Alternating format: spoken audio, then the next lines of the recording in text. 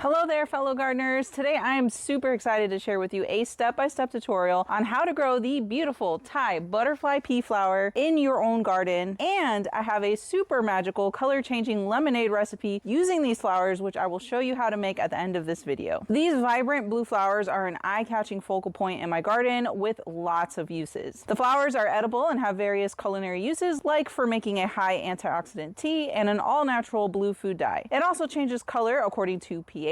I will show you more about that later in this tutorial. If you have any neat uses for the Thai butterfly pea flowers, please comment below because I would appreciate more ideas on how to use this beautiful flower. If you're new here, my name is Jara. I've been gardening all of my life and I'm a professional seed and plant nursery. I love to share my knowledge and teach others how to garden and grow food. So you've come to the right place if you want to improve your gardening skills. This particular Thai butterfly pea plant behind me has been growing here for 4 years now. It attracts loads of pollinators and just thrives in my crazy extreme Florida garden without much care. So let's start this grow guide. I always like to start my growing guides with the topic of cultivar selection because you would be surprised how many options there are for certain plants, and it will help you decide on which type you want to grow in your own garden. There's not a huge selection when it comes to Thai butterfly pea varieties, but there are a few interesting differences. For starters, the blue variety is the most common, but I have also seen white and a pinky lavender color. If you know of any other colors, please comment below. The intense blue color of the standard Thai butterfly pea flower is attributed to a high concentration of antioxidants called anthocyanins. This is the same antioxidant that gives blueberries its rich dark blue color. So I'm going to assume that the white and pink varieties, although very beautiful, don't have as high of a concentration of antioxidants like the blue variety. There is also two types when it comes to petals. Some of the flowers will have a single layer of petals, while others, like the one that I like to grow, has double the petals. So it just looks much fuller. You will know if it's the double variety because it will say in the name. Like the seeds and plants that I sell on my website are labeled as Thai double blue butterfly pea flower. And just so you know, this flower goes by some other names, such as these right here. I'm just going to list them. These are all the same flower. You can grow these flowers from seeds or plants, which depending on the time of year, I sell both on my website. So go check it out and grow the same ones from my garden to yours. Next, let's talk about this plant's ideal growing conditions so you find the perfect spot to grow it in your garden. The most important thing to note is that this is a tropical plant and it does not like the cold. It is native to Thailand, Malaysia, and other parts of Southeast Asia. So yeah, does not like the cold. If you are in garden zones 9 and up, you can safely grow this outdoors. It would be a perennial plant just as long as it doesn't get cold enough to kill it. I'm in zone 10A and I don't cover it when a cold front moves through my area, but I do notice that the plant stops blooming and growing during the winter. It just picks right back up once the warmer weather of spring arrives. In general, the plant blooms non-stop during the rest of the year when it's not cold, but it especially blooms like crazy in the middle of summer, June through September. It blooms over a very long period of time provided that it's warm and happy. This plant likes full sun but can do okay with some partial shade. Preferably give it 8 hours or more of full sun. This thing even takes full Florida sun, which is everyone else's regular full sun times 10 since we are closer to the equator. So yeah, no worries, this will not burn in the heat. It grows great in tropical or subtropical regions of the southern United States, Puerto Rico, or Hawaii. Everything grows best in soil rich in composted organic matter, but this plant is not very picky and it's growing just fine in my native Florida sandy soil without any amendments. I don't fertilize it either. This is a vining plant. They get very huge if you let them. Mine is actually growing up a magnolia tree and it took over, which is completely fine by me. It also reseeds pretty easily, so don't be surprised if you find some new plants popping up. But that's totally fine by me. If I find little seedlings that have germinated, I just gently pull them out and put them in a pot like a 1 gallon size container and I give them away as gifts to my friends. When the flower blooms, it forms a pea pod looking thing that will burst open once it dries out, causing the seeds to drop all over the place. Nothing crazy or too difficult to control. The seedlings are very easy to identify and just pluck them out. So now that you understand this plant's optimal growth requirements and have found a spot to grow it in your garden, let's discuss how to start it from seed or transplant it if you purchased a plant. But first, if you're enjoying this video and want to learn more about gardening, make sure you subscribe to my channel. That way you get notified of every time I post new tutorials. Thai butterfly pea is very easy to start from seed. In general, I recommend that you sow seeds 12 weeks before your first average spring frost date, so they are a nice transplant size by the time all danger of frost has passed in your area. Most likely this means you will be sowing these indoors because again, they do not like the cold. This is what the seeds look like. Even though its name says pea, it's not in the pea family. But like peas, the seeds benefit from overnight soaking to help soften up the shell and speed up germination. So do that first. I like to sow 2 to 3 seeds per 4 4-inch size pot, place them over a heat mat to speed up germination. They are kind of slow growing, so that's why I don't recommend you direct sow the seeds, because I have a tendency to forget I sowed something, and if you don't keep the spot moist, it won't germinate. Therefore, sow in pots or containers and put it inside or in your porch, just somewhere that you walk by often and will notice it. In about 12 weeks, it should be ready to be transplanted, so let me show you how to plant this, which is also the same method if you decided to purchase an already grown plant instead of growing it from seed. Find a spot in a full sun location. If you have some, make a mound with compost and sprinkle fertilizer in the planting hole. Plant it right in the middle. Make sure it has access to something that it can grow vertically on. Just plant it at ground level. I like to grow it in a mound to help with drainage, since here in Florida it rains every day during the summer, so raising things up really does help. Water it in and you're all done. So you have planted your Thai butterfly pea. Here are some care tips. Thai butterfly pea likes consistently moist soil. Let the soil dry out a little bit in between watering. It will die from root rot if left sitting in water for a long period of time, hence why I like to plant mine in a mound. I don't prune mine at all, I just let it be, but you can prune to maintain size if needed. Applying something high in nitrogen in the planting hole really helps just give a boost to baby seedlings and plants. Then I fertilize with a balanced granular fertilizer about once a month until it's established. Once the plant is mature and established, it really doesn't need fertilizer unless you notice some kind of nutritional deficiency, but in all my years of growing this, I have never noticed a nutritional deficiency at all. I have not noticed a lot of pest issues with my Thai blue butterfly pea plants either, so that's really good. I have noticed some of the leaves are cut and then rolled in. This is a leaf cutter caterpillar. I just ignore it because it's not so bad that it actually affects my plants, but if the infestation got severe or they're eating up a small seedling, then spray with BT. Also, aphids tend to attack the pea vine tips, which is the new growth that is tender and juicy. Spray them off with water. Usually aphids are an ant problem, so treat for the extra ants in your garden. You could also make some homemade sprays using ingredients that have a strong smell like peppermint, rosemary, or neem to repel the pests. Sometimes the leaves get black spot or powdery mildew. Again, nothing too bad, but if I had to do something about it, I would spray with 1 cup of hydrogen peroxide per gallon of water. This is a perennial plant, so it will take a few months to start flowering, unlike annuals, which are quick to bloom from seed about 2 to 3 months. Expect 5 to 6 months before you see flowers if you started this from seed. After that, it's basically nonstop except for during the winter time. Let me show you how to harvest the flowers and dry them. Harvest flowers in the morning, just as they have started opening up and blooming, so they are nice and fresh. Don't harvest the blooms that stay shut. They are spent and not very fresh. Next, wash the flowers very quickly. Don't soak them in water or they will leach out some of their blue coloring. Just a very quick wash. To dry, place the flowers in 1 layer on a paper plate or paper towels. Don't use a plastic plate because the dried flowers stick really bad to them. Make sure you dry them in a cool, dry, dark place. Humid spots can encourage mold to grow over the flowers. Sometimes I use a very large mesh herb dryer like this one because it fits a lot of herbs and flowers at once. I'll link to where I got this one below in the description. I got it to hold a huge harvest of herbs or moringa leaves and dry them at once, but it works equally well for flowers like Thai blue butterfly pea and chamomile too. Flowers should be completely dry in about 2 weeks and then they're ready to be stored away. So let me show you some ways to use these flowers. The easiest thing is to make a deep blue colored high antioxidant tea with the fresh flowers. Just pour some hot water over it and let it steep for a few minutes. I prefer to use dried flowers for tea though. In my opinion, drying the flowers makes the blue color more intense, which requires less flowers per cup of tea. Look how intense this blue color is. It can be served hot or made into a cold beverage by adding ice. Thai butterfly pea in itself doesn't really have flavor, so it's often mixed with other flavors like ginger, mint, lemon balm, and lemongrass to make more flavorful beverages. In fact, it's very popular served as an herbal tea or lemonade in Thailand. I was in Thailand earlier this year and found this beautiful butterfly pea drink. If you have a lot of dried flowers, you can blend it into a fine powder, which can be used as an all-natural blue food dye. The famous Thai blue rice is traditionally dyed with these flowers. Some more ideas include using the powder dye to color baked goods, desserts, boba tea, and sticky rice. I often add some powder in my smoothies to add more antioxidants. Lastly, a neat feature of blue colored Thai butterfly pea is that it changes color according to pH, so it's a fun activity to do with kids. At neutral pH, it is a blue color, but add a few drops of something acidic like lemon juice and it will turn pink. A popular recipe with the kids is color changing magic lemonade, and I'm going to show you guys how to make it. First, make a simple syrup by mixing 1 cup of white sugar with 1 cup of warm water so it dissolves easily. Next, steep a handful of dried Thai blue butterfly pea flowers with some hot water. I'm using a standard Pyrex measuring cup which holds 4 cups of water. Let this steep for about 15 to 20 minutes. Strain out the flowers. As you can see, the blue color is very intense. Pour the blue tea into individual cups filled with ice, leaving some space to add lemon juice. Mix in some of your simple syrup or your water with sweetener of choice. Then squeeze the juice out of several lemons and then slowly pour some into your cup. As you can see, the color changes from blue to pink as the pH goes from neutral to more acidic. I can't think of a more refreshing beverage to be drinking in my garden than this Thai butterfly pea flower lemonade. If you would like the exact recipe for this magic color changing tea, you can find it on my website, or I'll email you a PDF printable recipe card, which you can find in the description below. I hope you enjoyed this guide on everything you need to know about growing Thai butterfly pea flowers at home, along with some recipes. If you enjoyed this guide and learned something new, make sure to give me a big thumbs up. That helps out my channel more than you know. And don't forget to subscribe so you don't miss any of my gardening tutorials. I recommend you watch this video next, which is a cooking tutorial on how I make Thai blue rice. Thank you for watching and happy gardening.